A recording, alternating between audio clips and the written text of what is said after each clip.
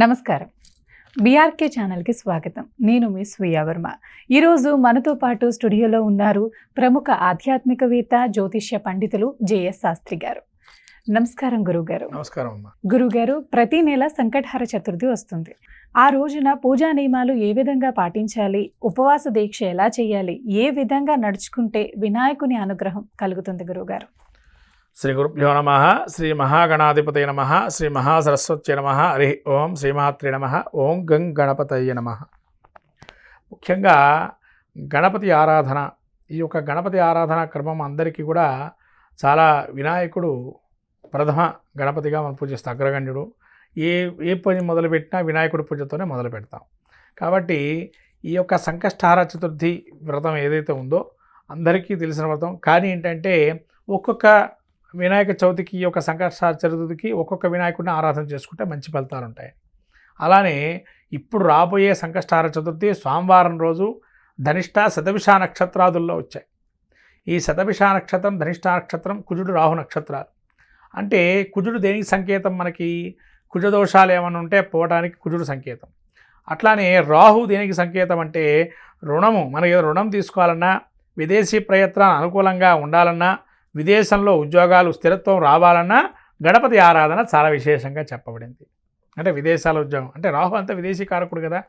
అట్లానే ఎవరికైనా చాలా విపరీతంగా ఉద్యోగానికి వాళ్ళు ఎంతో ప్రయత్నం చేస్తారు, అయినా ఉద్యోగం రావటం లేదు, లేదా ఇంటర్వ్యూస్కి వెళ్ళటం, లేదా మధ్యలో ఆగిపోవటం జరుగుతుంటాయి. అటువంటి వారికి చాలా ఉపకరిస్తుంది వినాయక చవితి. ఎలా అంటే ఈ శతభిష నక్షత్రం, శతతార అని పేరు, రాహు యొక్క నక్షత్రాధిపతి.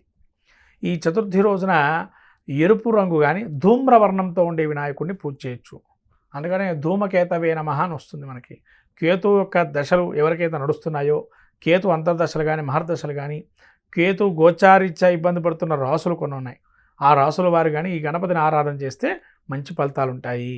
కాబట్టి ఈరోజు తప్పకుండా రాహుకేతులతో ఇబ్బంది పడేవారు ఎవరైతే ఉంటారో ఖచ్చితంగా ఈ యొక్క సోమవారం, రాబోయేటువంటి సోమవారం జూలై 14వ తారీఖు మనకు సంకష్టహార చతుర్థి. ఈ వ్రతాన్ని ఖచ్చితంగా పాటించడం మంచిది. రాహుకి సంకేతం ఏందమ్మా? మనం హోమగుండంలో వేసేది కూడా గరికతో హోమం చేయమన్న రాహుకి. అదే కేతు అయితే దర్భతో హోమం చేస్తాం. కాబట్టి ఇక్కడ గణపతి హోమం కూడా విశేషంగా చెప్పబడింది. కాబట్టి ఆ రోజున ఎవరైతే కోర్టు వ్యవహారాలతో ఉన్నటువంటి వారికి కూడా హోమం చేస్తే గణపతి హోమము చాలా విశేషంగా ఫలితాలు ఉంటాయి. ముఖ్యంగా గణపతి యొక్క మనకు విశేషంగా చెప్పబడాలంటే ఎరుపు రంగు వినాయకుడిని కానీ, సింధూర వర్ణ వినాయకుడు కానీ ఆరాధన చేయొచ్చు. అలానే కొన్ని వినాయకులు మీరు చూస్తుంటారు.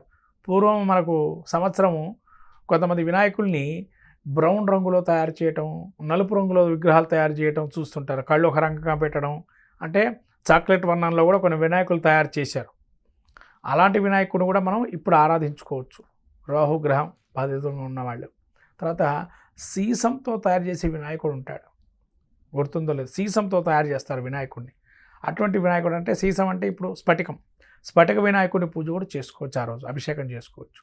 మరి ఆ రోజు ఏం చేయాలి అంటే సంకటమోచన మనకు గణేష స్తోత్రం కానీ, తర్వాత రుణ విమోచన గణేష స్తోత్రం కానీ, లేదా మనకు ధూమకేతవే నమః అనే నామాన్ని తదేకంగా స్మరణ చేయటం కానీ, ఎన్నిసార్లు అంటే అన్నిసార్లు జపం చేసుకోవటం సాయంత్రం వరకు చేసుకొని స్వామివారికి మనకు ఉండ్రాళ్ళు, కుడుములు, ఇంకా బెల్లము, అరటిపళ్ళు, మనకు ఈ యొక్క కొబ్బరి, ఇవన్నీ కూడా నైవేద్యంగా పెట్టచ్చు. తర్వాత ముఖ్యంగా రాహుగ్రహం కాబట్టి స్వామివారికి విశేషంగా మనం ఏం చేయగలుగుతామనంటే, ఈ రాహుకి ఇష్టమైంది ఏంటంటే నిమ్మ పులిహార. అంటే మరి తినచ్చా అండి, ఉపవాస దీక్ష కదా అని అడగచ్చు మీరు. అంటే దీక్ష మీరు తీసుకున్న నైవేద్యం పెట్టి వేరే వారికి పెట్టండి. మీరు తీసుకోకుండా పర్వాలేదు, వేరే వారికి పెట్టండి. మీరు తినకుండా వేరే వారికి పెట్టచ్చు. అదే మేము తినకుండా వేరే ప్రసాదం అని అంటే మీరు ఆ రోజు ఉపవాసంగా ఉంటున్నారు కాబట్టి కాదు, ఒకటే పూట ఉంటున్నాను, రాత్రి భోజనం చేస్తున్నామంటే శుభ్రంగా ప్రసాదంగా తీసుకోవచ్చు. దాన్ని చంద్రదర్శనం తీసుకోవచ్చు.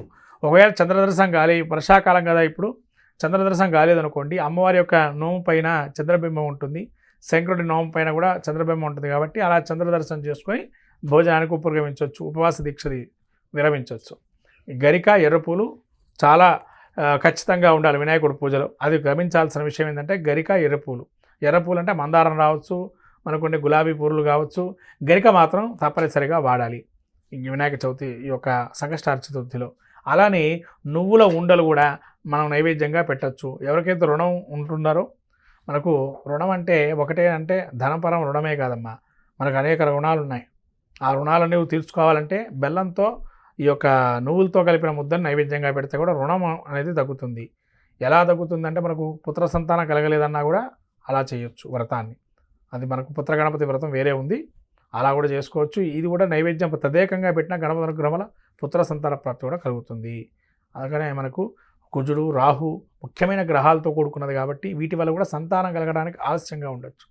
అలా విశేషంగా ప్రతి సంకష్టార చతుర్థిని క్రమం తప్పకుండా ఎవరైతే పాటిస్తారో ఖచ్చితంగా స్వామి అనుగ్రహం కలుగుతుంది. అంటే స్వామి నీవే శరణాగతి అని చెప్పి మనం విధానంగా పూజ చేయాలి. అంతేగాని ఎవరో చెప్పారు మనం విన్నామని కాదు.